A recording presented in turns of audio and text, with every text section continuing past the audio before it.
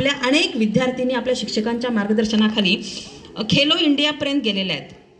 आता अनेक विद्यार्थिनीपैकी एक विद्यार्थिनीचं नाव आपल्याला सगळ्याला माहितीच आहे. काय नाव सांगा बरं?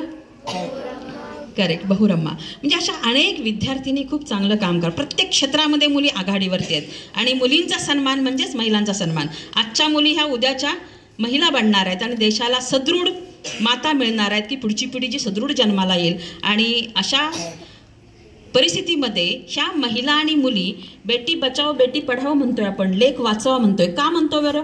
आई विना जन्म नाही, बहीण नसेल तर भाऊच नाही, पती नसेल तर संसार नाही, स्त्री नसेल तर जीवन नाही, आणि जन्म दिला जन्मदात्रीने, माया केली बहिणीने, साथ दिली पत्नीने, म्हणूनच शिखर गाठले पुरुषाने.